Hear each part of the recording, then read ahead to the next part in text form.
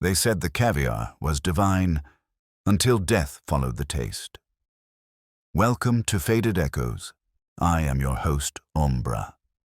Tell me where you're listening from. I love seeing this mystery-loving community grow. Your comments make every story come alive. Let's begin. When a man refuses food in Nero Wolfe's dining room, he's already half guilty of something.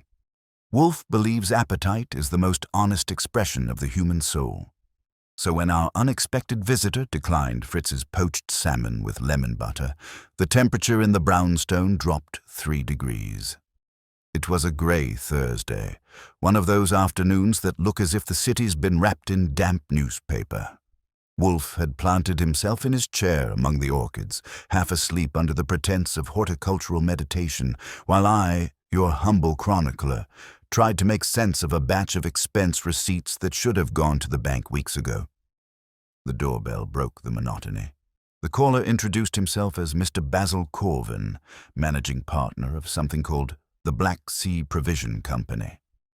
His overcoat was mink-collared, his shoes too shiny, and his smile, well, the kind that looked polished in the same factory as his shoes.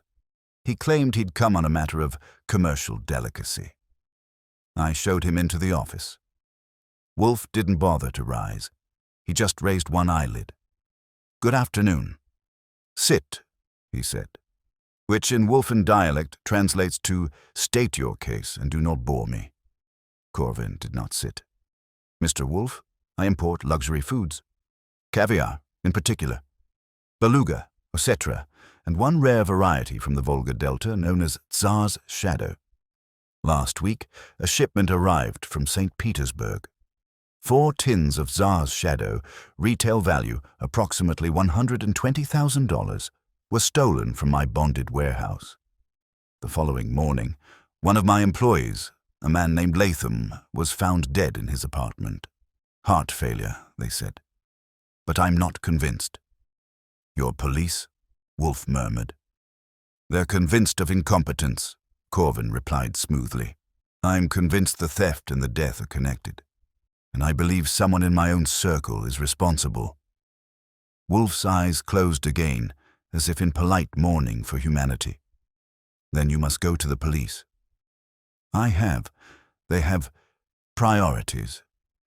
"But you have a reputation for extracting truth from appetites." He smiled. "I'll pay handsomely." That got a flicker. Wolfe's head tilted just enough for me to notice. "Money is less persuasive than accuracy," he said. Corvin hesitated, then produced a small lacquered tin from his inner pocket, black with a gold crest. "I brought this as proof of authenticity, one of the few remaining tins from the same batch." He placed it gently on Wolfe's desk. Fritz, hovering in the doorway, gave it the kind of look usually reserved for saints' relics. Wolfe's nostrils flared. "Leave it unopened. Caviar is conversation enough without dissection." But Corvin didn't move toward the food, nor did he sit. He glanced around the room as if expecting hidden witnesses. "I can't stay long. I'm being watched. Please, will you take the case?" Wolfe's gaze drifted to me. "Archie, inform Mr. Corvin that I'm engaged with orchids until 7 o'clock. Dinner at 8, and detest being hurried." "Translation," I told Corvin. "Come back tomorrow if you're still alive." He managed a dry laugh. "I may not have that luxury, Mr. Goodwin." That's when I noticed his hands, trembling slightly, though his voice stayed smooth. "There's more," he said quietly. "Someone sent me a note yesterday. No signature. It said, 'Return what you took from the Tsar, or the curse will claim you next.'" "Curse," Wolfe repeated, like a man testing an unpleasant spice. "A deplorable word." Corvin inclined his head. "Perhaps, but Latham received the same note before he died." Silence. Even the orchids seemed to hold their breath. Wolfe finally spoke. "Mr. Corvin, you insult reason by invoking superstition, and me by expecting I'll indulge it." Corvin's composure cracked just enough to show fear beneath the polish. Then indulge justice. I'll double whatever your usual retainer is. Just find who's behind this before there's another death." He turned toward the door. That's when Fritz, loyal to the end, stepped forward with a tray. "At least some caviar, sir." "A taste?" Corvin recoiled as if Fritz had offered him poison. "No," he said sharply. "Never again." The front door shut behind him a moment later, leaving the faint scent of cold air and expensive panic. I turned to Wolfe. "Well?" "A dead clerk, missing fish eggs, and a client allergic to his own merchandise. Shall I file it under not our business?" Wolfe's eyes were half closed again, but his tone was dry as dust. "Archie, anyone who refuses food is diseased in more ways than one. Have Mr. Panzer free himself tomorrow morning." "You're taking it?" "I am permitting the facts to present themselves. When a man brings a curse into my house, I prefer to examine its ingredients before dismissing the recipe." That was Wolfe's way of saying the brownstone had just been disturbed, and whether by superstition, greed, or something nastier, it was only the first ripple of a very expensive storm. By breakfast the next morning, the brownstone had reverted to its regular heartbeat. Wolfe was in the plant rooms presiding over orchids with the gravity of a high court. Fritz was building a mushroom omelette that had me prepared to forgive humanity anything, and I was at my desk deciding whether last night's client had been scared, lying, or an advanced case of both. The doorbell rang during coffee, which is a felony in this house. I went to answer, prepared to protect the sanctity of caffeine with force if required. It was Inspector Kramer. If Providence ever needs a representative who smells like cigars and budgets, Kramer is ready. He shouldered in without being invited. "Where is he?" I told him the orchids had custody of Wolfe until 11. Kramer knew the rules and ignored them as a form of exercise. He planted himself in the office anyway and glared at the Persian rug like it was an accessory to homicide. "You want to tell me why Basil Corvin was seen coming out of here yesterday?" "You want to tell me who saw him?" I countered. "I'll trade nouns if you trade verbs." He pulled a folded paper from his pocket and didn't hand it to me. "Autopsy came in on a Louis Latham, heart failure. My elbow. Trace evidence suggests anaphylaxis. Histamine levels off the chart. You read?" "I read menus," I said. "Anaphylaxis from what?" "Working theory is fish. More precisely, something handled like a hot potato. Storage problems, temperature swings. But there are two snags. First, Latham didn't tell anybody he'd eaten fish that day. Second, according to his neighbors, he didn't eat anything but toast after he got a threatening note. Something about a curse. You wouldn't know about that. I kept my face clean. Curses aren't our line. They pay too poorly." Kramer grunted. "I think your mink-collared importer is into something crooked, and if Wolfe is taking his money to run interference, I will personally redecorate this place with arrest warrants." "You'll need a better interior designer," I told him, "but I'll pass along your aesthetic vision." Wolfe saved me by appearing in the doorway as if the orchids had decided the city's crime problem needed him more. He took one step in, saw Kramer, and sighed like civilization had been cancelled. "Inspector, briefly." Kramer's jaw moved once to the left, which is how he says hello to people he doesn't like. "You've had Corvin here." "Mr. Corvin called. I heard him. The interview was inconclusive." Wolfe put himself behind the desk and arranged his mass like a negotiation. "You suspect him in the death of his employee." "I suspect him of something. The man imports high-end fish eggs and has a dead clerk with a tidal wave of histamine in his blood. If Corvin is peddling tainted luxury, the DA will sauté him." Wolfe's eyelids drooped. "A hypothesis you should verify before serving. What do you want?" "Don't accept Corvin. If you have, drop him. I don't want you muddying a case with your parlor tricks." "Your wants," Wolfe said mildly, "are not commandments. If Mr. Corvin engages me, I will be engaged. If your office is competent, my involvement will be superfluous. You have liberty to prove me unnecessary." Kramer bit the cigar he wasn't allowed to light in our office and pocketed the folded paper. "I'll be back," he said, which, coming from him, is more meteorology than threat. He left his weather behind and stumped out. I looked at Wolfe. He looked at me. "That was the brownstone disturbed," I observed. "Do we get credit with the insurance company?" "Phooey. The police intrude by vocation." He pointed a finger at the desk blotter. "Mr. Panzer, 10 o'clock. Then he shut his eyes as if to reclaim the morning he'd been cheated out of. At 9:50, a long black sedan parked where I could see it from the front room window. Corvin got out alone, which either meant his driver doubled as a ghost or he'd decided not to share the risk. He had lost the mink collar and most of his composure. I let him in and took him straight to the office.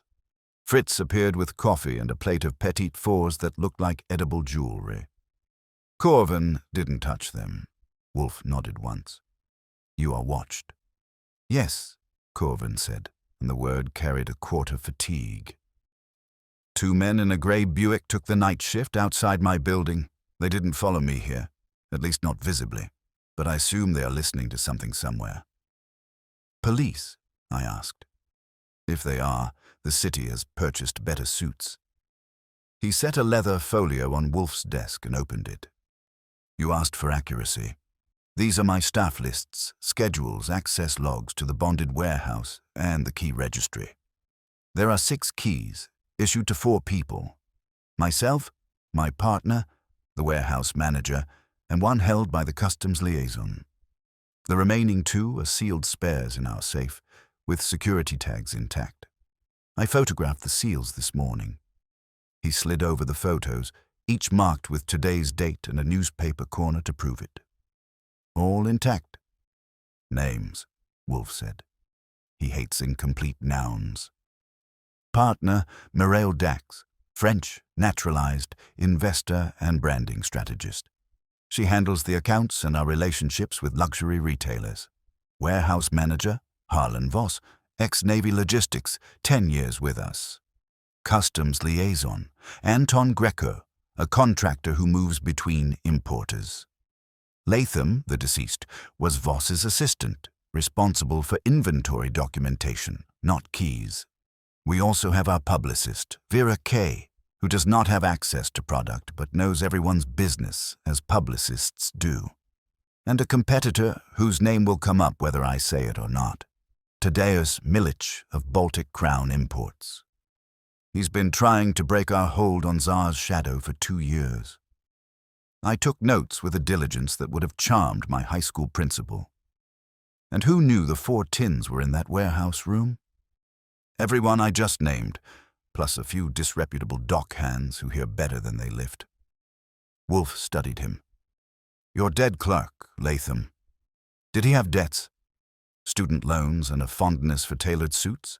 He also had a sister, Elena, who detested me on principle." "On what principle?" I asked. "The principle that anyone with money must have acquired it by theft," Corvin said dryly. "She came to the warehouse, once to tell me my business was vulgar and parasitic. Latham smoothed it over. He was loyal." The bell rang again. Twice in one morning is excessive. I went and opened to a woman who had the kind of face that gets its way on the second attempt if the first doesn't land. 28 or so, dark hair boxed into a practical cut, eyes like a cross-examination. She held a cheap handbag like it was a weapon. "Is this where the rich man hides?" she asked without preface. "Sometimes," I said. "What flavor of rich man are you shopping for?" "Nero Wolfe," she said, pushing past me with the delicacy of a bus. "And Basil Corvin, but I'll take whichever is on sale." I ushered her into the office. Corvin stiffened. "Elena." She didn't look at him. She looked at Wolfe. "I'm Elena Latham. You're the one who solves things by sitting down." "An efficient habit," Wolfe said. "Sit." He made it an order, and, for science, she obeyed. Fritz materialized with a glass of water, and she ignored that too. "My brother is dead," she said, and the words were steady like a held plank. "And this man," she jerked a thumb at Corvin, "is going to make sure that if anyone pays for it, it isn't him." Corvin's mouth tightened. "Miss Latham, I've told the police—" "You've told the police what keeps you solvent." She turned to Wolfe. "Latham got a note. I saw it. Return what you took from the Tsar, or the curse will claim you next." He laughed and threw it out. Louis laughed at everything that could kill him. The next day, he was dead. "Where is the note now?" I asked. "In a garbage truck somewhere in Jersey," she snapped. Then, catching herself, she added, "But he got another, slid under our door. That one I kept." She reached into the handbag, produced a plastic sleeve, and handed it to me with the caution of a museum docent. I took it over to Wolfe. He peered without touching. It was typed on Creamstock's cheap machine, no letterhead, the same charming prophecy. The envelope, also preserved, had been addressed by someone who didn't enjoy handwriting. No return address, a midtown postmark from 3 days ago. I caught a whiff of a faint, spicy perfume that didn't match Eleanor's practical soap. Either the paper had flirted with someone's vanity tray, or my nose needed a lecture. Wolfe nodded to me. "Archie." I went to the safe and fetched a pair of tweezers and a large manila. We weren't going to lift a whole life story off it, but one never knows. Elena watched, and for the first time her voice dipped. "I didn't come for the police. They'll say Louis ate something wrong, and that's that. I came here because my brother always said if he ever stepped into trouble smarter than he was, I should go to the worst snob in New York." "Flattery," Wolfe murmured. "In the service of truth is still flattery." He focused on Corvin. "Your refusal yesterday to taste your own merchandise. Explain." Corvin's eyes flicked to the tin on the credenza. He swallowed. "Call it superstition if you like. After Latham died and the note started, I couldn't. It felt like swallowing a dare." "Ridiculous." "Not ridiculous," Wolfe said, almost kindly. "Human." He shifted his bulk a half-inch, which, for him, is a paragraph. "Here is what will happen. Mr. Goodwin will visit your warehouse this afternoon and your office thereafter. He will examine your logs, your storage, your security. He will talk to Mr. Voss, Miss Dax, Mr. Greco, and Miss Kay. He will also, if convenient, bump into Mr. Milich. Mr. Panzer will, independently, begin a discreet observation of those persons and any vehicle currently paying court to your premises. I will not move from this chair, which does not mean I will be inert." Elena folded her arms. "And if it is as simple as tainted fish, then the truth will serve you and hinder someone else." Wolfe's gaze returned to the plastic sleeve. "This curse is a rhetorical device. Its writer has chosen it to frighten credulous men and to give a flavor of inevitability to events he arranges. I do not like inevitabilities. They insult the intellect." Corvin leaned forward. "What will you need from me?" "Candor," Wolfe said. "Also a list of everyone who knew when the Tsar's shadow shipment landed, who certified it, and who argued about it. Particularly arguments." Corvin nodded once. "There was a discussion," he admitted. "Miss Dax thought we should hold the tins for a month, make the scarcity sing, and let word spread among the restaurants. Voss wanted them moved immediately to a third-party cold unit. I decided to keep them in our bonded room for 3 days until a private tasting." He hesitated. "And I told Vera Kay to leak to one critic to build buzz." "Names," Wolfe breathed. "Chef Laszlo Pente at Bismarck's on 62nd. He's loud and expensive." "Of course he is," I said. "I'll start with loud." The bell went a third time. At this point, I was ready to install a velvet rope. Fritz intercepted me in the hall and lifted his eyebrows like a semaphore. "A Mr. Voss," he whispered, very insistent. I brought Voss in. He was 50, square-shouldered, and wore his Navy past like a uniform the world couldn't demote him from. He took in the room, Corvin, Elena, Wolfe, me, and chose a position near the bookcase that kept his back to a wall. "Mr. Corvin," he said curtly. Then to Wolfe, "I heard you might be getting involved. I'm here to tell you to keep your nose out of storage. We handle it." Corvin's face chilled. "Harlan." "Sir." Voss's eyes were grey steel.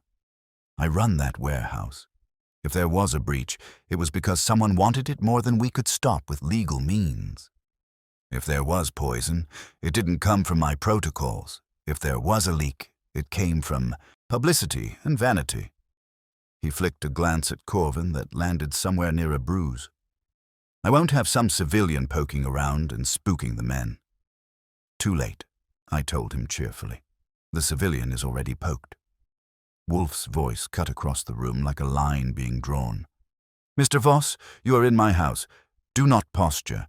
If you obstruct Mr. Goodwin, I will withdraw and permit Inspector Kramer to dismantle your operations at his leisure. If you cooperate, I will find what is to be found. Choose the method of your misery." Voss breathed out through his nose. He wasn't scared, particularly, but he understood a superior position when it presented itself.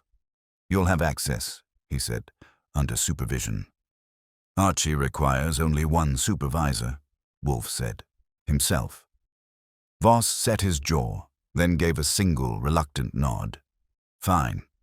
But for the record, Latham was a good man. He didn't steal a tin, and he didn't deserve a note that talks like a ghost." Elena's voice softened by half a degree. "He didn't." "Then let's all help Mr. Goodwin find the living ghost," I said. "I will be charming to every key and door." We fixed times. Voss would meet me at the warehouse at 1. Corvin would summon Dax to their office for 3. Greco was between ports, but promised to check in by phone. Vera Kay, according to Corvin, lived in the sort of building that had been a garment factory before someone put velvet chairs in the lobby. She would be at the office too, with her manicure and her talking points. Elena, uninvited but immovable, insisted on joining me for the warehouse segment to make sure nobody edits the truth. When they had all gone, the brownstone breathed again. Wolfe sat very still and examined the plastic sleeve like it might volunteer an autobiography. "There is a pattern," he said, almost to himself. "A shipment, a leak, a theft, a death, and a spectre. Someone has arranged the elements to resemble chance." "And you don't like chance in your recipes," I said. "Chance is indigestible." He closed his eyes and leaned back, hands tented. "Archie, attend to your lunch, then go and bring me back a proper appetite for truth." Voss's warehouse lived in a whiskered brick building on the west side that had decided not to be fashionable while the rest of the neighborhood forgot its manners. The sign said, "Black Sea Provision Co., with the kind of modesty that doesn't want to be Googled. We were on time at 1, and so was Voss, which is the kind of romance only logistics men know. Elena Latham came with me and kept a half step ahead, the way a person walks when listening for bad news around a corner. Inside, the office smelled of pencil shavings, coffee, and something colder waiting in the back.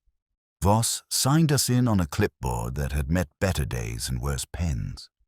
"You get 1 hour in the bonded room," he said. "No touching containers without me. Everything you need to know can be seen without fingers." "I like to do both," I told him, "but I'm a guest." Elena planted herself by the wall map of the port like she was going to hold the river accountable. Voss keyed us through 2 doors and a cage that had more locks than a miser's diary. I made notes. The list of who carried keys matched Corvin's, but the gate had fresh scratches around the strike plate. I bent. "When did your door get nervous?" "Night after the theft was discovered," Voss said. "We changed bolts. The old one didn't show forced entry." "Strange habit for a bolt," I said. "To lose its enthusiasm without a bruise." He gave me a look that belonged on a range. "You got theories or you want to see the room?" We went in. Cold bit my ears and decided to stay.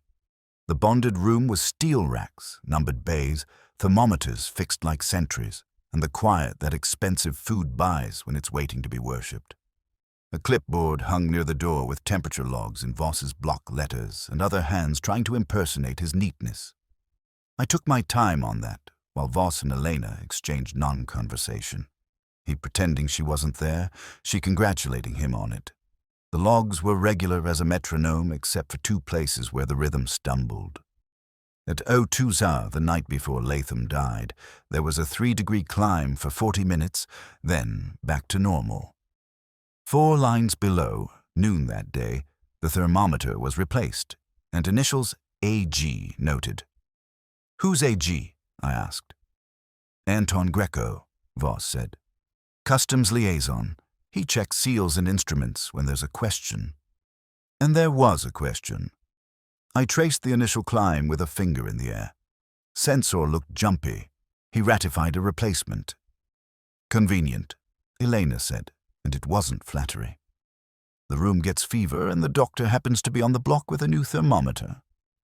"Greco doesn't do convenient," Voss snapped. "He does paperwork." I left the logs and walked the racks like I had a magnifying glass in my pocket and respect for frostbite. The 4 bays where Tsar's shadow had been marked were empty now, numbers A12 through A15 handwritten onto tape. Voss had boxed off the shelves with a red string like a detective novel. I bent to the tape. It had hair and lint on its edges that didn't belong in a clean room. I plucked one with a fingernail and held it. Pale, short, synthetic. Off a sweater or a cheap scarf. I showed it to Voss. "Dock hands come in coats," he said. They shed. "Sure," I said, "but your bonded room policy?" "No outerwear past the vestibule," he admitted. "I enforce it." I pocketed the thread. If Voss wanted to enforce, he'd appreciate the help. The other thing wrong with the racks was the dust. There wasn't any where there should have been a little. The shelves next to the empty bays showed a faint, even bloom of warehouse, time, but on the A12-A15 lips you could see ovals where tins had sat, edges sharp, dust pattern older than the week. That meant those tins had rested long enough to be comfortable before they took a walk, not hot-footed from truck to thief. It also meant no one had cleaned to impress me, which I prefer. People tidy away clues like they're ashamed of them. "Show me seals," I said. Voss took me to a steel cabinet and unlocked it. Inside, 2 sealed tins sat like reliquaries, the spares Corvin had bragged about. The lead tags were crimped with a crest, a double-headed eagle stylized into something that would look good on a tasting menu. I peered close and kept my paws to myself. The crimp on one had a tiny nick shaped like a crescent where the plier had slipped at some point. The other didn't. "Who did the crimping?" I asked. "Sealed in St. Petersburg before export," Voss said. "We photograph on intake." "Greco swapped out the thermometer," Elena said, tracking it like a prosecutor. "He could swap out seals." "Not without me noticing," Voss said. "People don't notice a lot when they believe in their own policy," she told him, and that got him to shut up for 10 seconds, which was restful. A kid whose job was more jacket than face brought in a manifest when Voss waved for it. Timestamps, dock receipts, signatures. I scanned and pointed. Here you had a power check logged by HV at Shore 150 the night before. "Why?" "I do rounds," Voss said. "If a unit hums wrong, I hear it." "And did it?" "No." "And you wrote nothing," Elena said. "I don't write when there's nothing." "You wrote," I said, tapping the initials. "Which is something. What made you write?" He stared at the page like it had betrayed him. Then, grudgingly, "Because I passed Greco in the corridor, and he asked me if the frost patterns on Bay A were normal." I said yes. And then I thought I should check, so I logged it. Elena's chin lifted. "Why was Greco here at 2 in the morning?" "Because agents live on schedules the rest of us don't get to approve," Voss said. "There was a container release at Pier 46 he was babysitting. He stopped by here on the way back. He has a key for inspections." I kept the page. "We'll get Greco to play you his lullaby later. Show me cameras." We went to a round little room with screens that had a generous budget for static. Voss called up footage. Corridors, loading bay, the cage gate, the bonded door. The night of the incident played like a rehearsal. At 01:47, a shadow passed the far corridor. Greco, if the angle could be trusted, was a rectangle of coat in the outline of a jaw that could open bottles. At 01:59, the timestamp twitched and lost 12 seconds. At 02:03, the bonded door camera blurred, then shrugged and returned to clarity. No one went in that we could see. No one came out that we could argue with. An invisible thief with a nervous system for electronics had come by for a sandwich. "System reboot," Voss said, and I didn't miss his shame. "We were upgrading firmware last week. I logged it." "You did," I said, flipping his earlier log. "After the fact." He took the punch without wobbling. "We keep redundant storage off-site. I'll send the drive to your man." "Do that." Saul Panzer's name would not sweeten Voss's afternoon, but the truth would. My phone purred once. Saul himself, the line we use when nuances matter. I stepped out to the hallway and took it. "Grey Buick parked on Corvin's block last night," he said without warm-up. "Two men swapped at 4 a.m. License plate belongs to a retired schoolteacher in Queens. Someone did arithmetic with screws and a screwdriver. This morning, a black coupe tailed Corvin to a meeting at a cafe, then peeled off. Driver's a woman with a face that sneers in French when the light's red. Plate clean and real, registered to Mireille Dax." "Partner checks partner," I said. "She'll say she was on her way to espresso." "She was on her way to making sure Basil lived long enough to pay her," Saul said. "Also, a sidelight. Vera Kay gave a quote last week to a foodie blog about the return of the Tsar's palate. Deleted yesterday. I caught the cache. She's spooked." "Bless you and all your methods," I said. "Meet me at the office at 3. Bring flowers." "I don't do flowers," Saul said, and hung up, which was correct. Back in the cage, Elena had found a way to look everywhere at once. "What kills a man with histamine?" she asked, making the words sound like a loan shark. "Fish that sat wrong," I said, "or fish that was made to sit wrong, or a deliberate smear of something that provokes the wrong immune system into the right panic." I pointed at the thermometer mount. The new unit was secured with a bracket that had faint tool marks across the screw heads. Fresh, but not by ours. They were too clean, as if someone had given them a cosmetic buff, then remembered this wasn't a showroom. "Tell me, Mr. Voss, who usually installs your instruments?" "Me," he said. "You use a multi-tool with a Phillips head that's seen a war," I said. "This one wears the kind of little jewelry scratches you get from somebody who likes their kit polished." "Greco. He keeps his gear clean," Voss admitted. "So do I."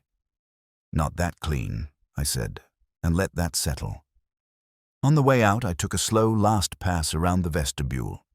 There was a hook board with tags for visitor coats, and one tag at the end had fallen and been stuck back with tape upside down. The tape had a faint, sweet scent that did not belong to adhesive. I leaned in, the ghost of a spicy floral, expensive but over-applied. Not Elena's blunt soap, not Voss's aftershave. Something that wanted to be noticed in a room where nothing should. "Publicist?" I asked Voss. "Kay ever? Tours?" "She came once with a photographer to shoot our Science of Luxury feature," he said, making the quotation marks with his eyelids. I hated it. She wanted steam and mood. "She got mood," I said. "Did she come in here?" "She wasn't supposed to," he said, which wasn't the same as no. We finished with a walk through the loading bay. A dock hand with a tattoo of an anchor that had lost its anchor watched us like maybe we'd steal his forklift. I asked him if he'd seen anyone in a hurry on the night in question. He said everyone on the docks was in a hurry. It's how salaries make sense. I asked him if he'd ever heard of curses. He spat in a legal receptacle and said only the ones the coffee machine says when it jams. He was clean of lies and other habits. Elena and I stepped out into a daylight that had muscles and used them on your eyes. She lit a cigarette and didn't smoke it, just watched it go. "So?" she asked. "So," I told her. "Somebody visited at 2 in the morning with a delicate touch for cameras and a preference for drama. Your brother either handled something that had been warmed when it wanted to be cold, or he was handed something dressed as superstition that did the job more efficiently than malice without a recipe." "You think he was targeted?" she said. "I think your brother got a note and then died in a way that helps a story someone once told," I said. "Targeted is a word." She flicked ash like punctuation. "Greco. Possibly a tool, possibly a bystander, possibly a man who replaces thermometers when told. We'll ask him.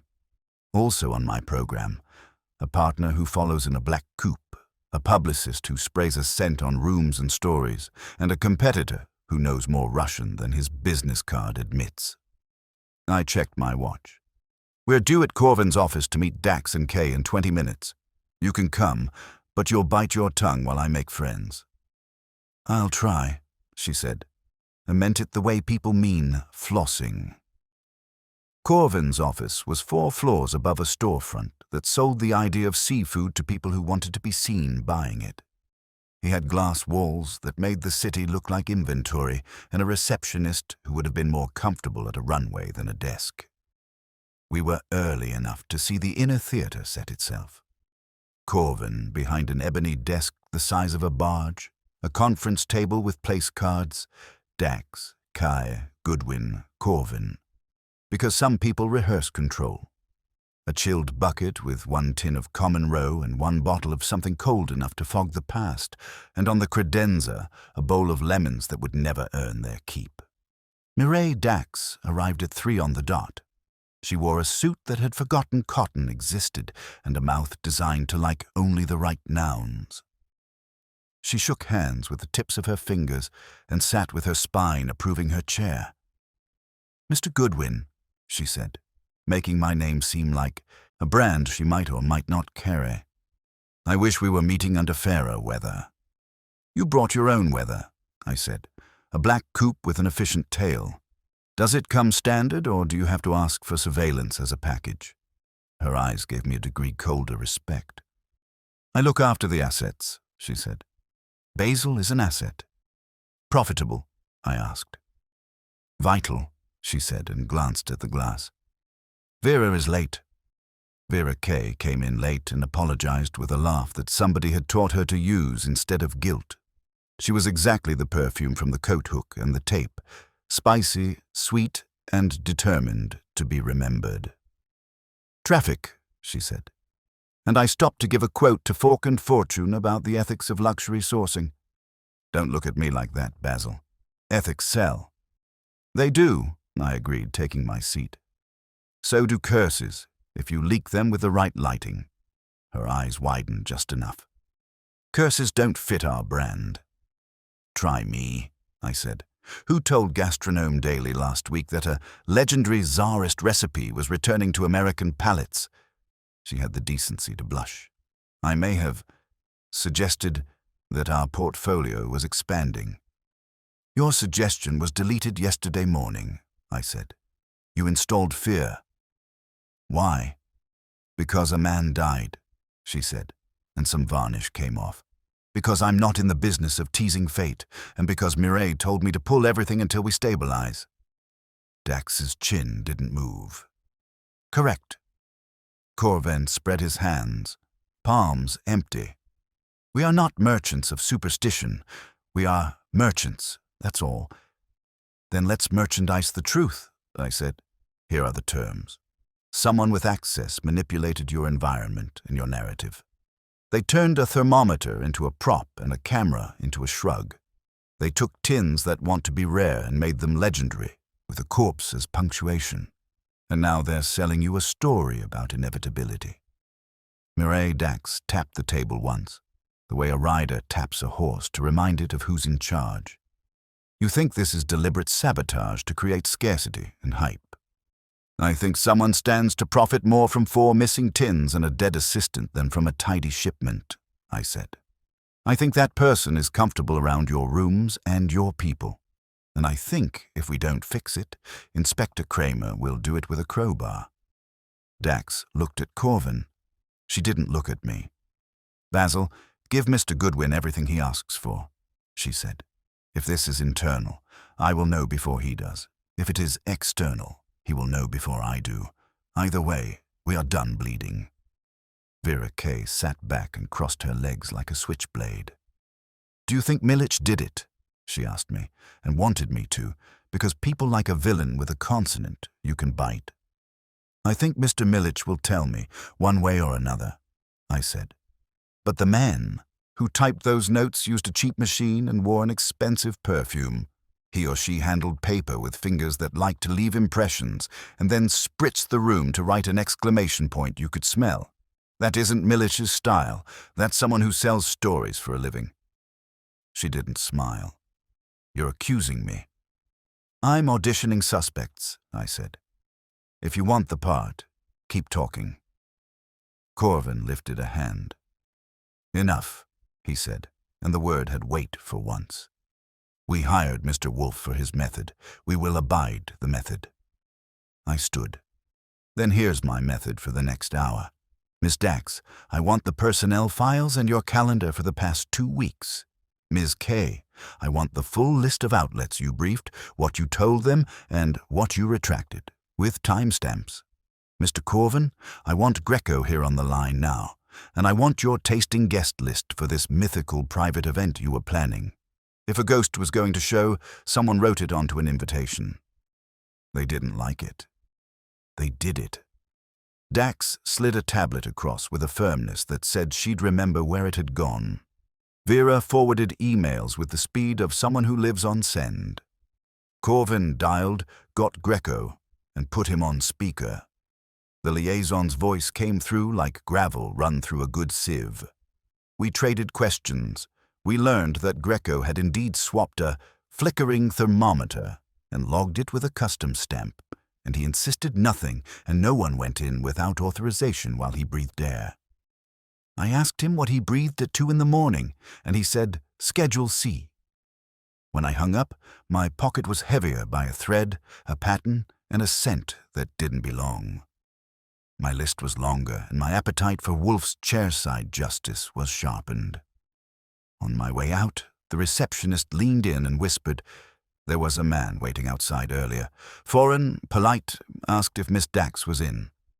He left a card. She slid it across. Baltic Crown Imports, T. Milich. Did he leave any curses? I asked. He left a smell, she said, wrinkling her nose. Like a florist shop after a fight.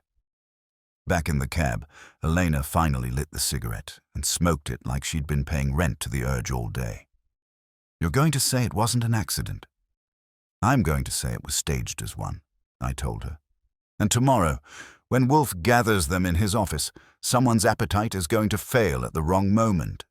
That's when we'll know who's starving for what. By the time I reached the brownstone, the daylight had turned the color of weak tea, and Manhattan was busy pretending it wasn't tired. Fritz greeted me with a look that suggested the world had once again failed to meet his culinary standards. He's waiting, he said, and I didn't need a menu to know who he was. Wolfe was behind his desk, immovable as ever, a book open but unread. The tin of Tsar's shadow still sat, on the credenza, untouched and gleaming under lamplight like a dare. He looked up as I entered and didn't ask for a summary, which in Wolfe's language meant give it to me from the beginning or not at all. I dropped my hat, sat, and started talking. Voss runs a tight ship, but it leaks at night. Thermometer replaced at 2 a.m, temperature spike before that. Camera feed hiccuped, no visible entry, no exit, and the only man awake enough to notice was Greco, who insists he breathes schedules, not oxygen. There's a synthetic thread off a shelf that shouldn't have company, and a perfume trail that matches Vera Kay's signature scent. Cinnamon and nerve. He nodded once, eyes half closed, committing each detail to whatever labyrinth he uses instead of memory. And the partner? Mireille Dax. French, efficient and allergic to sunlight. Drives a black coupe and tails her own employer like a mother hen with bank statements. She's sharp, unbothered, and the only one in that office who didn't flinch when Latham's name came up. And the publicist? Vera Kay talks like champagne, light, fizzy, and you suspect there's poison in the bubbles. She leaked the Tsar's shadow hype, deleted it the day Latham died, and pretended not to remember which outlet she sold the legend to. She wore the same perfume that turned up in the warehouse vestibule. Wolfe exhaled, long and slow. So the flavor of deceit is aromatic. Typical. There's more, I said, flipping open my notebook. Saul's report. Grey Buick parked outside Corvin's building. Phony plates, men swapped in shifts. Surveillance steady as a clock. Then a black coupe tailing him to the cafe. Dax at the wheel. You can call it protection, but it looked a lot like containment. Wolfe lifted one eyebrow. Containment. Corvin's spooked.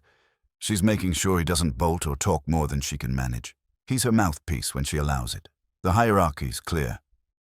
And Greco denies everything. His excuse for being in the warehouse at 2 a.m. is a customs release. No paperwork yet, just his charming word. He swapped a thermometer for no reason except conscience, and that's not a trait I'd accuse him of. Wolfe's hand tapped the armrest once. You will verify that release. There should be a manifest filed through Customs and Border Protection by 10 o'clock tomorrow. If it does not exist, Mr. Greco's next inspection will be under Kramer's gaze. I nodded. You'll be happy to know I also collected the visitor card of a certain Mr. Tadeusz Milic, who left his calling card at Corvin's office while we were there. Baltic Crown Imports, real embossed paper, smells faintly of flowers and arrogance. The receptionist said he was polite. Wolfe's eyes opened fully, dark and steady. Ah, politeness. The final refuge of a scoundrel who knows etiquette is his camouflage. Did he leave any message? Only his name. But the timing stinks. He dropped by between the murder and our meeting, which means he's not scared of the curse. Either he wrote it, or he's using it. Possibly both. Wolfe shifted his weight slightly, which in his world counted as a parade. You've earned your dinner. Fritz. A few minutes later, Fritz appeared with braised duck and tarragon. Wolfe inhaled like a man confirming that life still had purpose. He began eating in silence, the rhythm of his fork methodical. When he spoke again, his tone had softened into thought. This affair reeks not of commerce, but of theater. Someone stages fear with precision, notes, perfumes, curses, and convenient deaths. Not for pleasure, but for profit. I poured him beer, which he accepted with a nod. So you think the missing tins are the motive? The tins are symbols. The true motive is reputation. Corvin's company thrives on exclusivity, the illusion that its wares are divine, unattainable. A theft, a tragedy, a whispered curse. All serve the illusion. The merchandise becomes myth. Which makes Vera Kay a suspect, I said, since she's in charge of myth-making. Indeed. But her tools are words and fragrance, not thermometers and locks. I suspect collaboration, a practical accomplice to arrange the mechanics while she scripts the legend. Perhaps Voss, perhaps Greco, perhaps even Miss Dax if the company's survival required a spectacle. He dabbed his mouth with a napkin. Archie, summon Mr. Panzer here at 9 tomorrow morning. He will trace Mr. Greco's midnight movements and the authenticity of that customs release. You will continue your fieldwork. Call on Mr. Milic. Do not mention caviar or curses. Simply provoke him into boasting. I grinned. He'll love me. I doubt anyone does, Wolfe said mildly. Nevertheless, Your deficiencies occasionally yield results. By the time dinner was cleared and Wolfe retreated to the orchids, I had calls to make.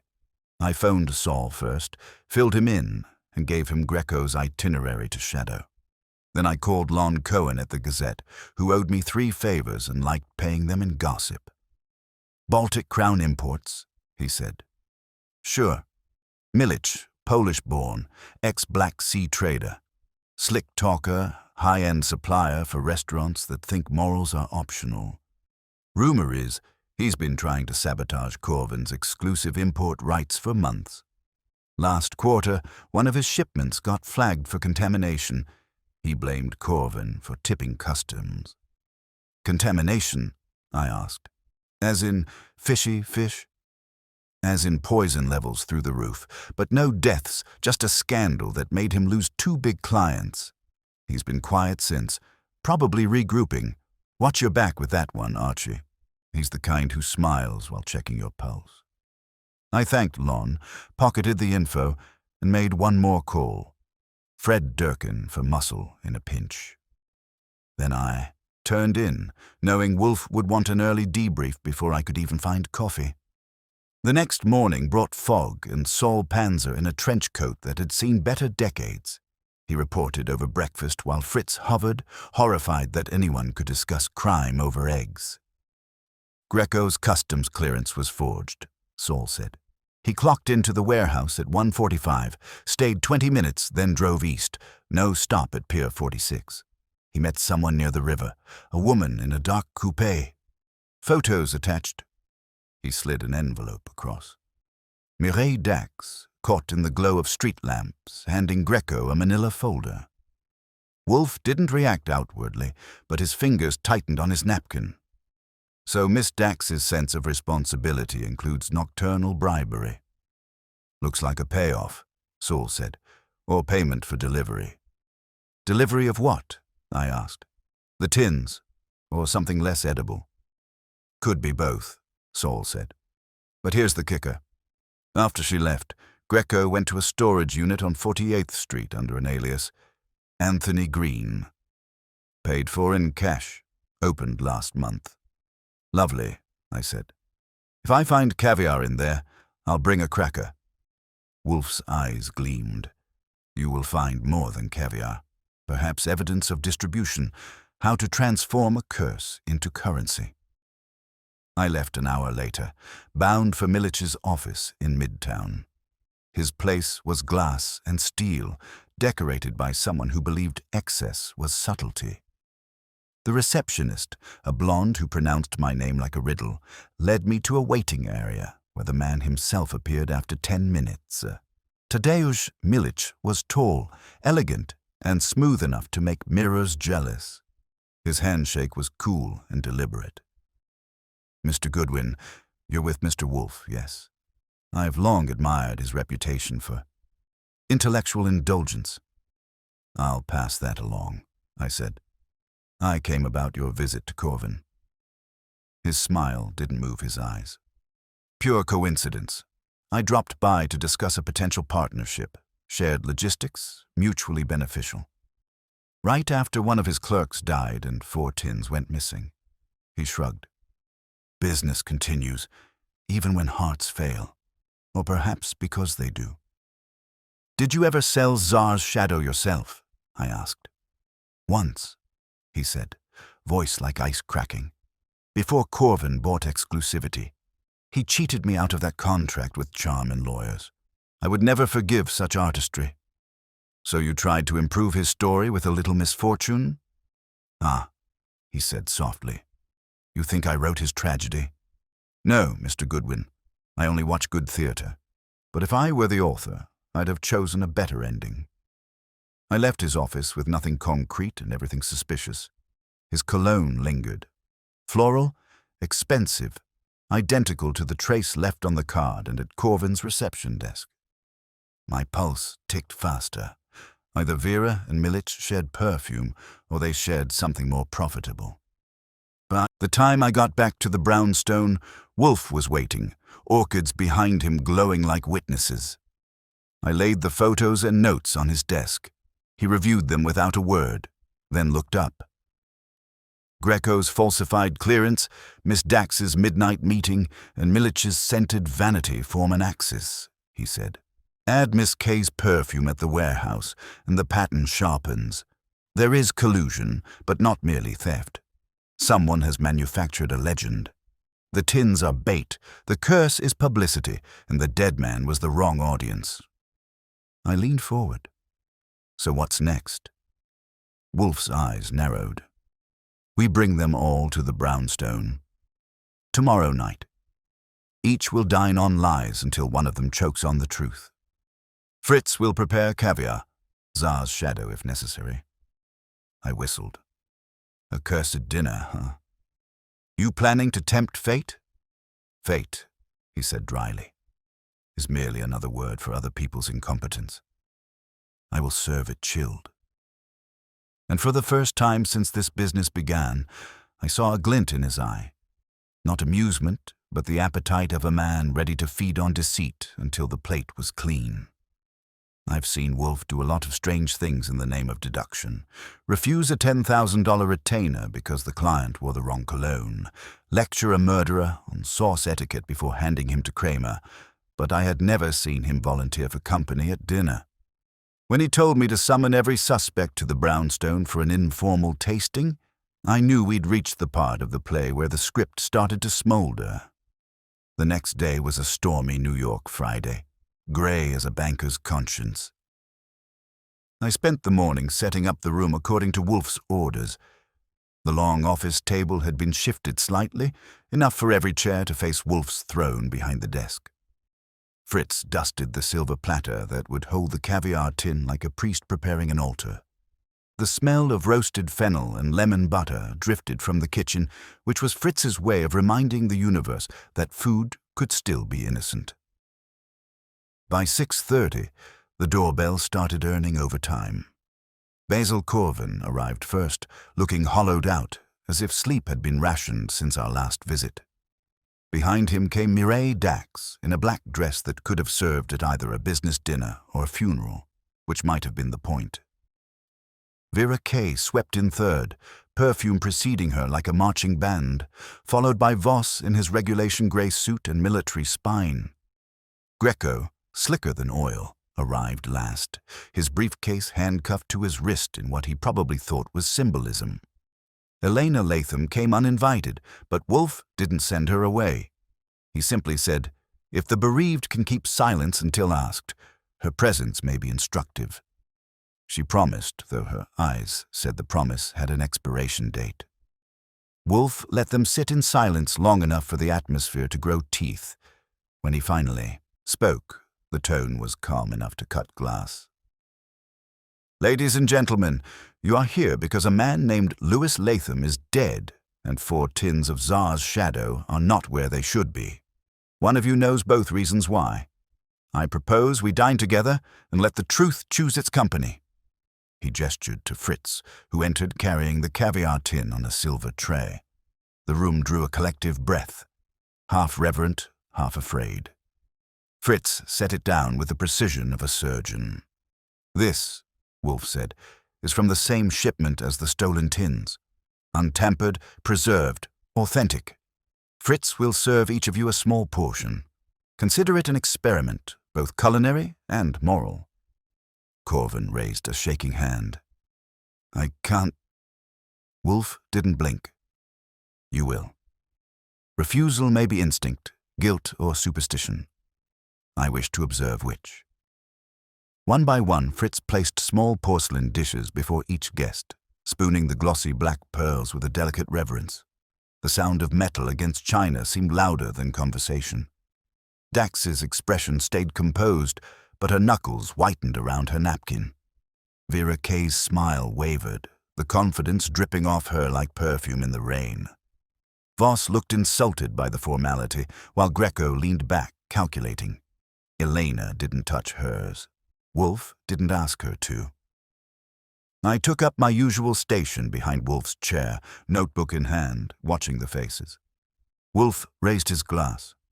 To the truth. Corvin hesitated but took a bite, grimacing slightly. Dax followed, mechanically, Voss tasted it like a soldier obeying orders. Greco closed his eyes and savored it with theatrical pleasure. Only Vera Kay let her spoon hover before setting it down untouched. "There," Wolfe said softly. "Observe restraint, a word not commonly associated with Miss Kay. I'll assume your diet is not at fault?" She met his gaze, chin high. "I'm not eating something that might be cursed." "Curses," Wolfe murmured, "are rarely fatal to the innocent, but deceit often is." The silence that followed had shape, tight, suffocating. Wolfe let it stretch until even Fritz looked uneasy. Finally, he turned to Corvin. "Mr. Corvin, you claimed that 4 tins disappeared without visible entry. The locks, cameras, and logs were perfect, were they not?" Corvin nodded miserably. "And yet Mr. Greco, under your authority, replaced a thermometer at 2 in the morning, an unnecessary errand, since the temperature irregularity was artificial. A clever decoy. Someone wanted to justify his presence in the warehouse when he shouldn't have been there." Greco bristled. "I had clearance, inspection duty." "Forged," Wolfe said, his tone almost gentle. "Mr. Panzer verified with customs this morning. There was no scheduled inspection, no authorization, and no delivery at Pier 46. But there was a meeting afterward, with Miss Dax." All eyes swiveled to her. She didn't flinch. "I met him," she admitted evenly. "He had information about the theft. I paid him for it." "How convenient," I said. Her eyes flicked to me like daggers. "Believe what you like, Mr. Goodwin. I was protecting the company." Wolfe interlaced his fingers. "You were protecting yourself. The curse story created value, scarcity through fear. You and Miss Kay crafted a marketing legend to turn Tsar's shadow into myth. 4 tins vanished, 1 man died, and your product's price doubled. But Latham spoiled your narrative. He discovered the substitution." Voss leaned forward. "Substitution." Wolfe nodded. Precisely. The tins were never stolen. They were swapped with a cheaper, adulterated product. The true tins remain hidden, likely awaiting resale through an untraceable channel. Mr. Latham discovered the fraud when cataloguing the batch numbers. Miss Dax, alarmed, enlisted Mr. Greco to remove the evidence quietly. The note, "Return what you took from the Tsar," was her invention, a poetic threat to cloak embezzlement in folklore. Unfortunately, Latham tasted the wrong tin. Vera gasped. "You think she poisoned him?" "Indirectly," Wolfe said. "The adulterated caviar contained improperly stabilized histamines, enough to induce cardiac failure in one predisposed. Latham's death made the curse believable. The story served your purposes. Mystery, prestige, fear. You deleted your press leaks the next day, Miss Kay, to preserve plausible innocence." Dax's voice was a blade now. "You're spinning fiction, Mr. Wolfe. You have no proof." Wolfe leaned back, heavy-lidded. "On the contrary, Mr. Goodwin found traces of your perfume in the warehouse vestibule on tape sealing a coat tag, precisely where no perfume should linger. That, combined with Mr. Greco's presence, forms a choreography of deceit. You tampered with the seals, replaced the tins, and staged a theft. When Latham found out, you silenced him with a warning note meant to frighten him into compliance. It frightened him, yes, but not soon enough to save him." Greco slammed his hand on the table. "I never killed anyone." "No," Wolfe said calmly. "You only followed instructions. You heated the tins briefly to weaken the seals before substitution. The temperature spike on the logs. Your signature. The poison was already there." Corvin was white as parchment. "Murray, tell him he's wrong." But Dax didn't. Her silence spoke, and Wolfe never needed more than that. Finally, she rose, smooth as ever, and said, "You can prove none of this." "Miss Dax," Wolfe said, "truth does not depend on proof. It depends on coherence, and you have run out of it." She turned for the door, but Saul Panzer stepped in from the hall, hat in hand, and blocked her path. "The storage unit on 48th Street," he said quietly. We found 4 tins there, authentic, tagged with export seals, also a ledger with your handwriting. Her poise, cracked then, just a hairline fracture, but enough. Vera shrank back. Greco cursed under his breath. Kramer arrived 10 minutes later, summoned earlier by Wolfe's private call to the Gazette. He listened, grunted, and cuffed Dax and Greco without ceremony. Vera's tears began the moment she realized the story she'd built was collapsing under its own drama. When the door finally closed behind them, Wolfe exhaled as though the air itself had been contaminated. "Fritz," he said, "dispose of that caviar. It has been overexposed to mendacity." Corvin sat hunched, staring at the empty dish before him. "My company is ruined," he whispered. "Perhaps," Wolfe said, "but you are alive. A rare luxury." Elena stood near the window, silent. She didn't thank Wolfe, and he didn't expect it. When everyone had gone and the brownstone had returned to its sacred quiet, I looked at Wolfe. "You sure you want to skip dinner? There's duck left." He closed his eyes, folding his hands on his belly. "I have fed sufficiently, on deceit, vanity, and error. They are never nourishing, but always filling."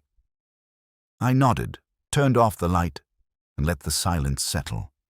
Outside, the rain started again, washing the city clean, or at least trying to. Inside, Wolfe dozed, the faintest trace of satisfaction softening his face, as if justice, once again, had been served. Cold, rich, and without apology.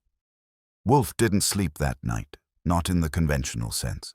He withdrew to his room after the arrests, but the light under his door stayed on until the small hours.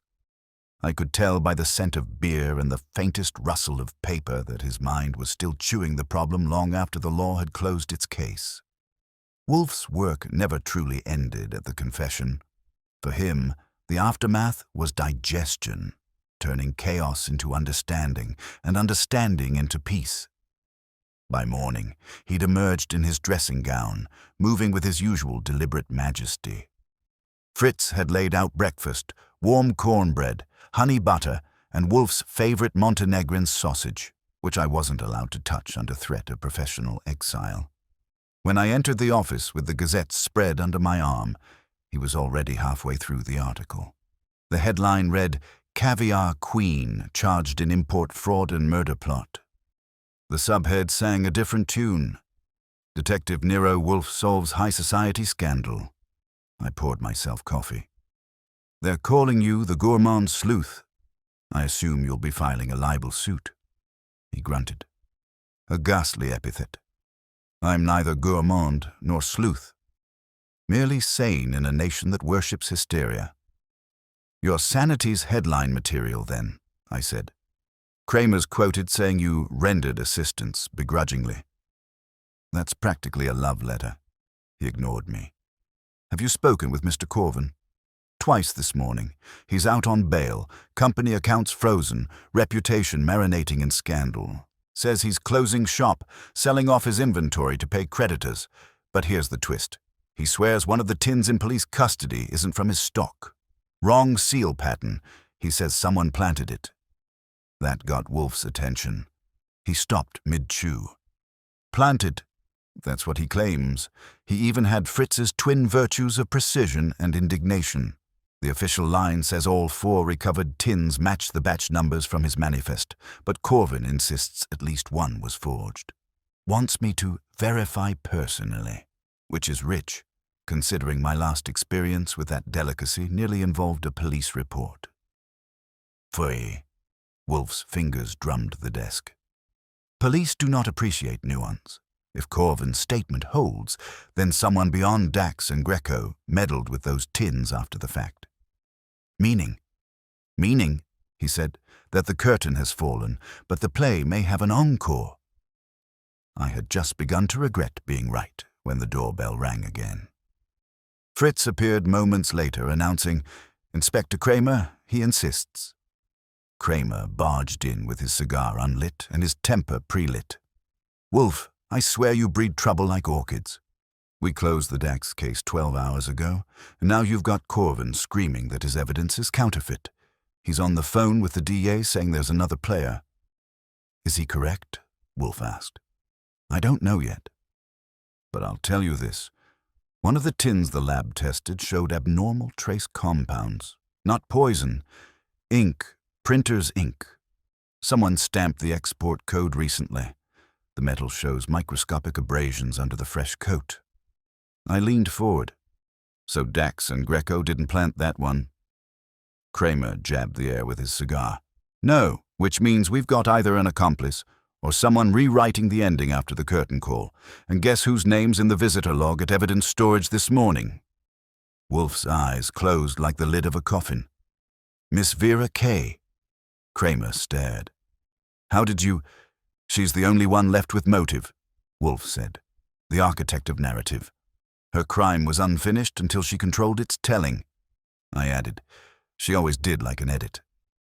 Kramer snorted. You're poetic until it gets you shot. We picked her up outside the precinct, trying to verify the recovered tins. She says she was retrieving a press release draft. Her story stinks worse than yesterday's Caviar. He handed me a slip. Found this in her purse. Recognize the letterhead? I did. Baltic Crown Imports. Milich's company. Wolfe's gaze darkened. Ah, our spectator steps onto the stage. Kramer frowned. We already questioned Milich. His alibi checks. Dinner with 2 investors at the Grand Pomeroy. Dinner, Wolfe said softly. Or distribution. Food is often both metaphor and weapon, Inspector.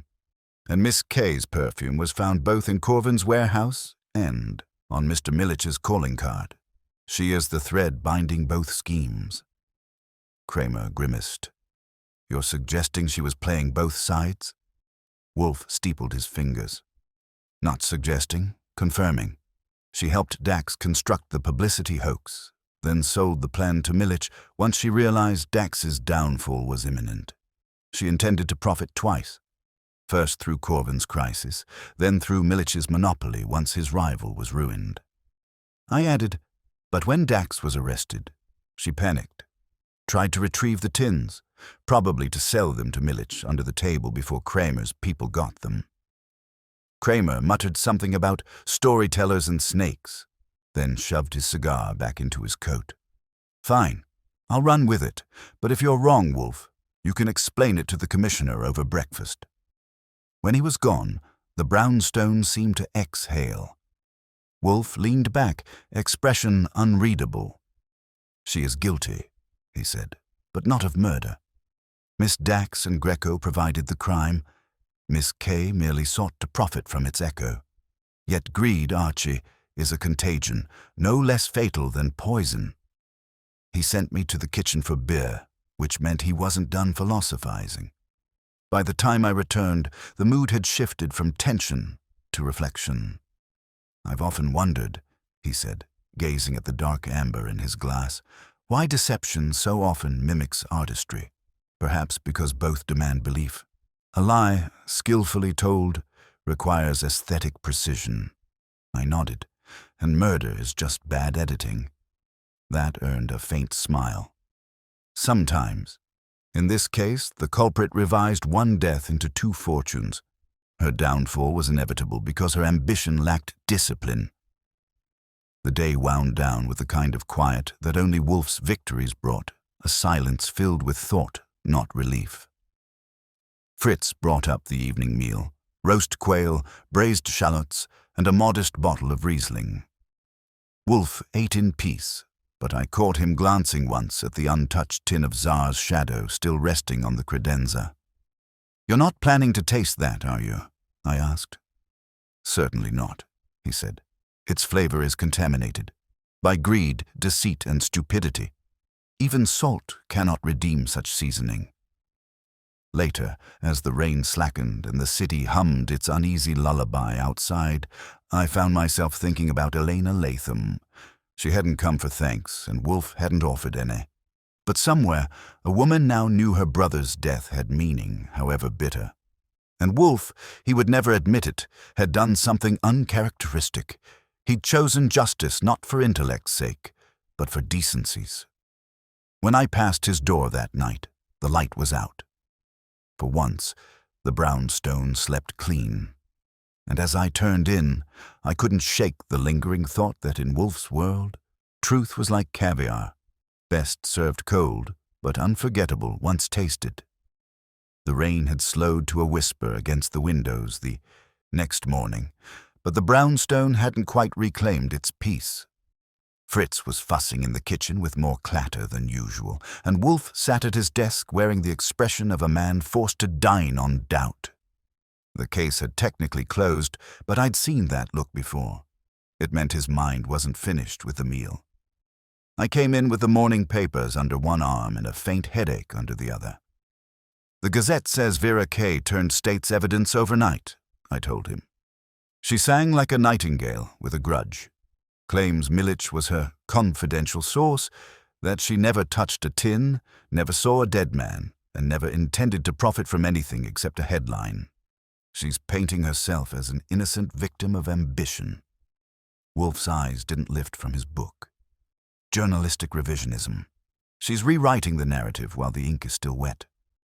She also claims Milich promised her exclusive access to a new import network," I said. "Supposedly an opportunity to rebuild her reputation after Dax's downfall. I don't buy it, but she's leaning hard into the seduced by opportunity routine." "Milich," Wolfe murmured, "is incapable of seduction. He traffics only in leverage. If Miss Kay cooperated with him, she did so knowingly and for profit." "Kramer says they're tracing the money trail," I added. "Wire transfers from an offshore account in the name of a shell company, Renaissance Trading. Guess who the signatory was?" He looked up. "Milich. Bingo, but there's more. The account was opened 2 days before Latham's death." That stopped him cold. His fingers froze on the book's spine, then slowly closed it. "2 days before," he repeated softly. "Then Latham's death was not merely collateral, it was preparation." I poured myself coffee, waiting for the storm I knew was brewing behind that still face. "You think Milich planned it all along?" "I think," Wolfe said, voice low and deliberate, "that Miss Dax and Mr. Greco were pawns in a larger composition. Milich's fingerprints were never meant to appear.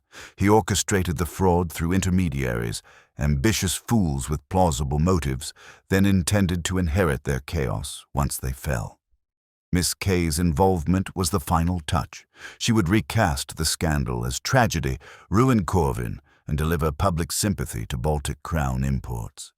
I whistled softly. "That's bold, even for him." "Boldness," Wolfe said, "is the refuge of cowards who believe intelligence will disguise their greed."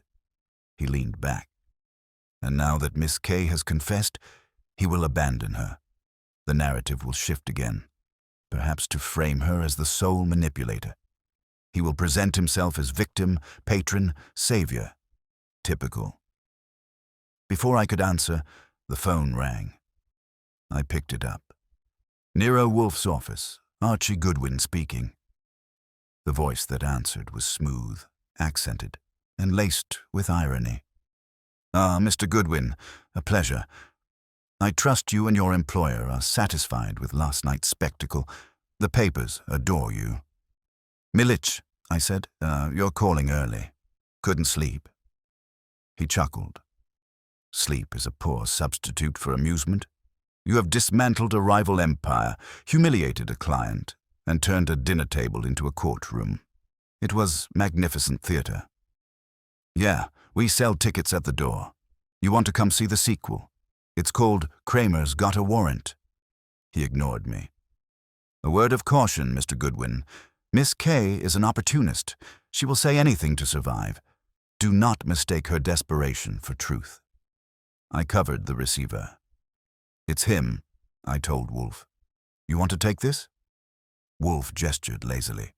"No, let the jackal talk." I put the phone back to my ear. "Go on." "Your employer," Milich said, "is formidable, but he underestimates me. I'm not a criminal, Mr. Goodwin. I'm a businessman. If the authorities wish to investigate me, they will find only paperwork. correct, tedious, immaculate. And when this scandal fades, I will still be importing, still dining, still living well. Glad to hear capitalism's in good health, I said, but I wouldn't book a table just yet. You might find the company disappointing. A pause, then the faintest hint of amusement. You are loyal, I respect that. Tell Mr. Wolfe this. In every great feast, someone must be eaten. He should pray it isn't him. The line went dead. I hung up slowly. Well, that's charming. He just sent you a dinner invitation written in threats. Wolfe's expression didn't change. He has declared himself. He gestured for me to sit. Archie, I will require one final act of diligence. Contact Mr. Panzer, have him trace Renaissance trading, ownership, correspondences, and any connected shipments. Then call Lon Cohen. Ask him for the manifest of Baltic Crown's last registered import. I suspect it will list Tsar's shadow by another name. Another name. Smugglers, Archie, are like poets. They rename their sins for the sake of beauty. By noon, Saul was back with his report. The shell company was registered in Belize, ownership masked through 2 intermediaries. But one name had slipped through, a secondary signatory on the transfer authorization, Anton Greco. I laid the document on Wolfe's desk, our deadweight customs man again. Wolfe's eyes sharpened. Greco was not merely Miss Dax's accomplice. He was Milich's agent all along. He ensured the falsified seals matched Baltic Crown's pattern, not Corvin's. When Dax fell, he vanished into Milich's payroll. That explains the clean forgery, I said, but not why Greco risked exposure to fake a thermometer reading. Diversion, Wolfe said. To discredit the evidence trail, it forced the warehouse logs to record temperature fluctuation, giving him a pretext to replace the tins. Every detail serves the illusion of authenticity. The phone rang again. Fritz answered, then appeared in the doorway looking troubled. Mr. Corvin, he said quietly. He asks to speak with you both. Immediately. He says it's important. We exchanged a glance. Wolfe gestured for him to send the man in. Corvin entered, looking worse than ever, his face drawn, his collar damp from the drizzle outside. He was shaking slightly, though whether from fear or anger I couldn't tell. I shouldn't have come, he said, but there's something you need to know before it's too late. Sit, Wolfe said. Corvin obeyed like a man whose knees didn't trust him. After the arrests, I went to the warehouse to close up operations. The police cleared the area, but one of the night guards told me something. Said a man came by last night asking questions. A foreigner. Gave him $100 bill for access. Said he was there to retrieve personal property. He didn't leave empty-handed. Description, I asked. Tall, thin, grey coat. Accent, Eastern European. He had papers, credentials. The guard didn't argue. Wolfe's mouth tightened. Milich. Corvin nodded miserably. He took something from the evidence cage. I don't know what, but the guard swears one of the crates marked for disposal was gone this morning. Wolfe looked at me. Get Kramer. I picked up the phone, but before I could dial, Fritz's voice called sharply from the hallway. Sir, a package, delivered just now. He brought it in. A small wooden box, no return address, still damp from the rain. Wolfe regarded it with the wariness of a man facing an unsolicited mushroom. Open it carefully, Archie. I used my penknife to pry it open. Inside, cushioned in straw, was a single tin of Tsar's shadow, pristine, gleaming, unsealed. A folded card rested on top. I unfolded it and read aloud. To the great Nero Wolfe, may your appetite for truth never go hungry. A gift from one connoisseur to another. No signature.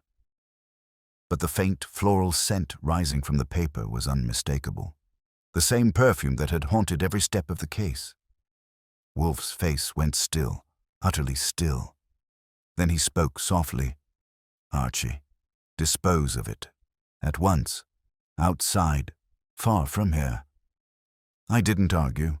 I took the box to the alley, dumped it in a garbage bin, and poured coffee grounds and rainwater over it until the label blurred to grey. When I came back, Wolfe was staring at the empty space on the desk where the box had been, as though it had left an echo. "He is mocking us," he said at last. "The case is solved in law, but not in truth. Millich remains free, and worse, amused. That I cannot abide." He leaned forward, his voice almost a growl. "Archie, this is no longer about theft or death. It is about insult, and that I intend to rectify." I knew that tone. It was the sound of Wolfe awakening, not from sleep, but from restraint. Outside, the rain began again, slow and steady, as if the city itself were holding its breath for what would come next. The next morning broke without color. The sky over Manhattan looked like unpolished steel, and even the taxis moved quieter, as if they sensed the city's mood was too brittle to jostle. Inside the brownstone, breakfast was ready at 8 sharp, but Wolfe didn't appear. Fritz tried not to look offended by the untouched table, though a man of his temperament considered an absent guest a greater sin than undercooked pheasant. I found Wolfe in the office, already dressed and sitting upright, which was a bad omen in any time zone. He had the newspaper open but wasn't reading it. His eyes were fixed somewhere beyond the columns of ink, seeing a pattern no one else could. He didn't look up when I came in. "He's escalating," he said. "Millich?" Of course. The package was an overture. Mockery, yes, but also invitation. He believes himself untouchable and expects me to confirm it by doing nothing. That is an error. I dropped into my chair and poured coffee. Kramer's office called early. Forensics checked the packaging from the Caviar tin. No fingerprints, no postal record, no identifiable courier. Someone walked it over and left it with a paid errand boy at the corner newsstand. "Ah," Wolfe said softly. He hides behind commerce as always. Transactions without trace, deliveries without identity.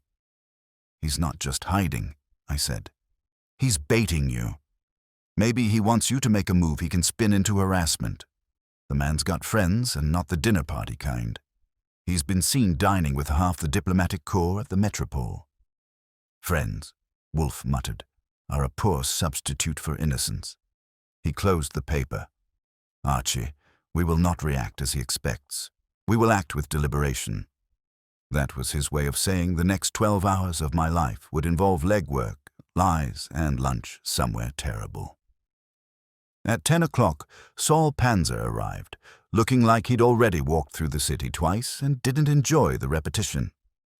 "You were right," he said without preamble. "Millich didn't just steal from Corvin. He's building something bigger, distribution network through a front company called Nordic Lux Exports. It's a pipeline for rebranded luxury goods. Seafood, spirits, even gemstones. Half of it legal, half of it not." Wolfe's brow furrowed. "And the product's authenticity?" "Artificial," Saul said. "Labels from genuine suppliers slapped on counterfeit stock. The missing Tsar's shadow tins would have fit right in. He planned to reintroduce them through Nordic Lux as a new signature line under his own name." "Monopolizing deceit," Wolfe murmured. "How enterprising." "There's more," Saul continued. "A contact at customs says someone high up's been fast-tracking Millich's imports, skipping random inspections, approving shipments blind. That's not cheap. Someone's getting paid." I leaned back.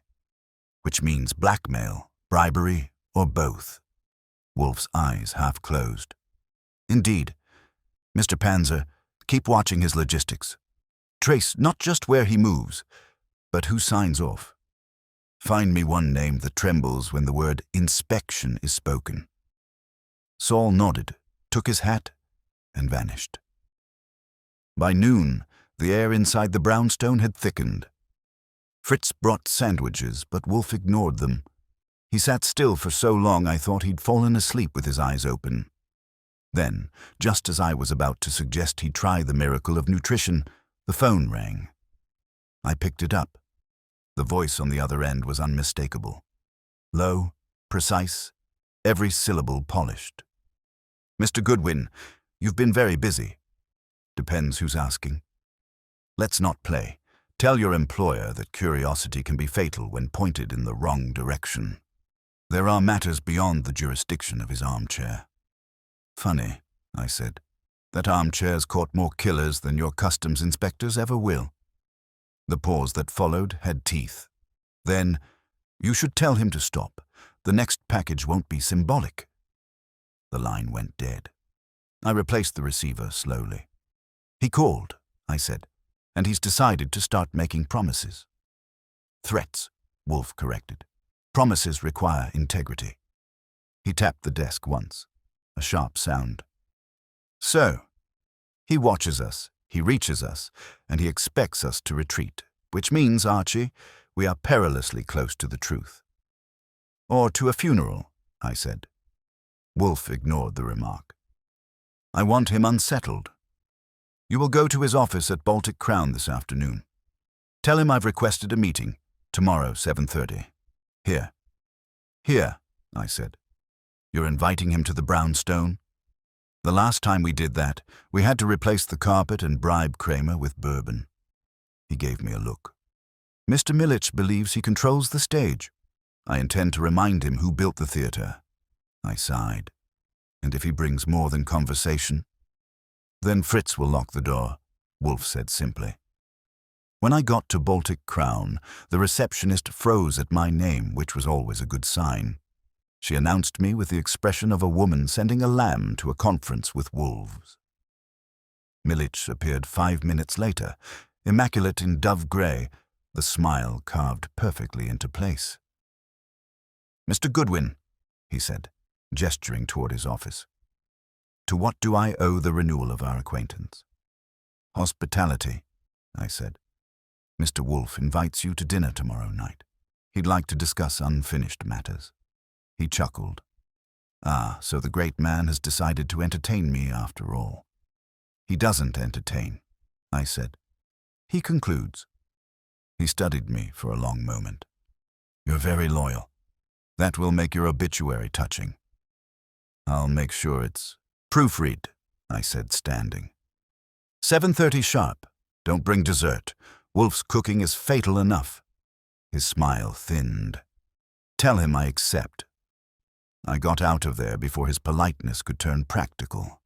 When I returned, Wolfe was still in the same chair. I told him Milich had accepted. He didn't seem surprised. "Good," he said. "Then we prepare." He dictated a list to Fritz. Dishes, wines, seating. He must be comfortable enough to speak, but not so comfortable he believes himself secure. The meal will be rich but unindulgent.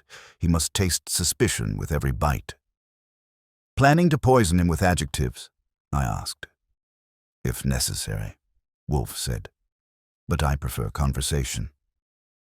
That night, the brownstone turned into a stage set for controlled tension.